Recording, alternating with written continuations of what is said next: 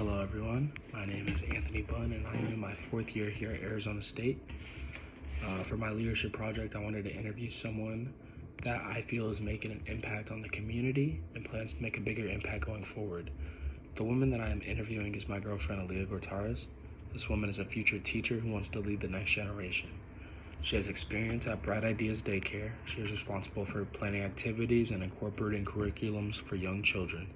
She's also currently an event coordinator for Arizona State's LSP Club, where she has experience with communication and technology, verbal and nonverbal communication. She also is very experienced in active listening.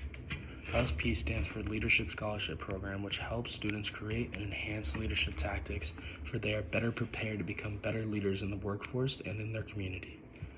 The reason I chose to interview Aaliyah is because I want to gain everything that goes into being a great leader. I want to learn about how the leader adapts to what does not work and keep what they do find that works. I want to know if they become a leader early on in life or if this is something that happens as time went on.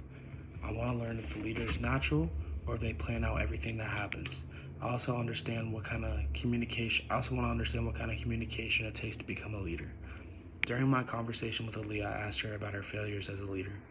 We talked about how she did not truly understand the importance of teamwork, and it took until a true failure to truly grasp that meaning. We talked about how every failure can be used and spun into a positive light as something we can use to be better. She started recognizing and learning from her failures at age 11 when she first started playing softball. At first, she was shy and she wasn't the true voice of the team, but over time, she started building confidence and she became just that, making her an emergent leader. Aaliyah truly feels that being a leader is not something you are born with.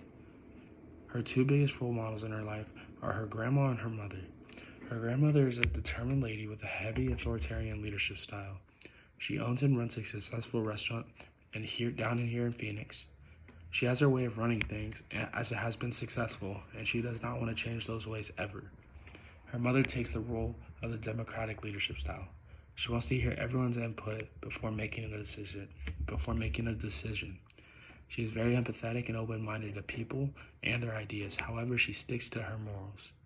Aaliyah says she uses a mixture of both of her role models' leadership styles, using her mother's democratic approach during her professional career and her grandmother's authoritative leadership approach in her personal life. Over the years, she has experienced major changes in her leadership styles. In her words, "I believe that leaders are made and by the experiences people have in life. People will use their experiences and either persevere or crumble." As a leader, she has experience with having to make sure to include everybody. So because she's an event coordinator, she has to plan basically every meeting, every party, every get together, etc. When I asked her about the things she has to take into consideration when planning these events throughout LSP, she said the number one thing is availability, as a lot of our members are full-time students involved in other clubs. A lot of these members have food restrictions such as dietary restrictions. She has to take into consider cultural relevance, such as planning holiday parties with Christmas, Hanukkah, everything like that, and every other religious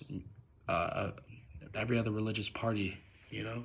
She also has to take into consideration different races, every ethnicity is different. She also is in charge of who is where for which different meeting, who needs to be at this one for training, who needs to be at a different one. She also has experience in managing conflict within her organization. When I asked about the things she would do when experiencing conflict, she said that she would use her team meetings to discuss conflict and designate times for everyone to get our committees in order to discuss problems and solutions between club members.